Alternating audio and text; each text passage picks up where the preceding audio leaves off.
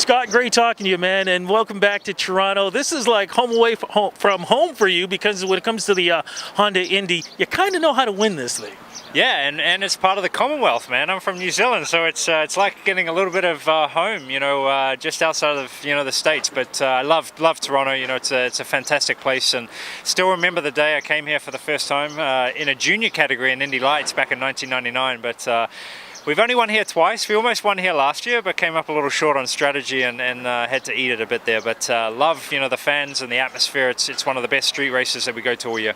Let me ask you straight out then, what is the strategy to win this thing? I don't want to give too much against the guys you're going to be racing against, but what do you think it is, the little secrets? Because we aren't talking a track. This is really street that we're talking, Toronto streets that you're driving. Yeah, the street courses, and it changes each year, whether they change the layout of the track, but or not. It's a road, so the winter plays havoc on it. There's new bumps added each year. There's patches. It's really tough to get a car that is consistent throughout the different surfaces that you go on, all the bumps and the curbing. But I don't know, just the general layout here I think has always been fantastic, from the fact that technically it's really tough to get a lap together, but then for the racing side it creates fantastic racing. You never have one boring race where everybody just follows the leader.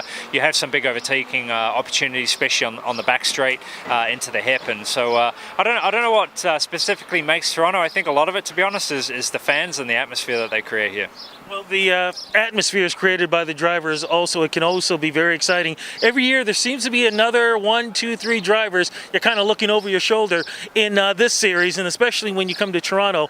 Who are you looking out for? Is there anybody in particular? They're all great drivers. There's always that one or two that you're kind of going, Yeah, Penske and Andretti, I think, are ones that you kind of set the benchmark. But obviously, you've got your local boy here with Hinchcliffe, and I'm sure this is the one that he wants to win at the most, And unfortunately, I don't get to race in New Zealand, to go for that home crowd appreciation. But he has a lot of support here. But yeah, it's never. I think with the Verizon IndyCar Series, the field is so tight that there's never 1, 2, or 3. You're competing against, obviously in a whole about 20 to 24 cars, but there's a good 10 to 15 that have a great shot of winning each weekend, and especially if strategy plays a little bit of a part to it. But I know Hinch is going to be strong here come this year. Now, as we speak now, how's the series been for you so far? Yeah, it's been good. We've had a good start. We had a big off season with changing from one manufacturer back to Honda, which has been a fantastic change for us.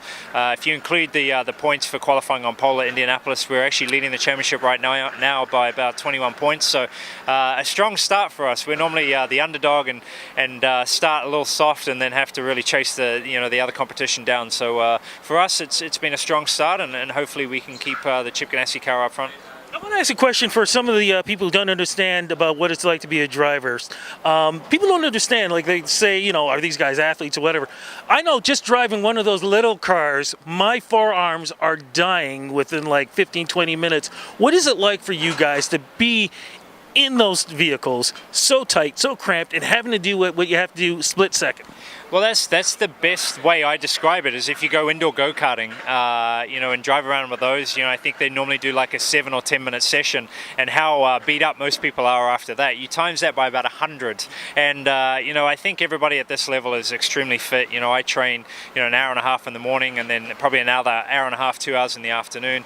But a 2-hour race, it's basically like doing a triathlon. It's extremely physical, especially on the street courses. They're very bumpy. You're hitting the brake, changing gears, turning the wheel continuously. It's definitely a full-on workout. Can rain make a big difference too? Because we are talking about Toronto, and it has rained before on the Honda Indy.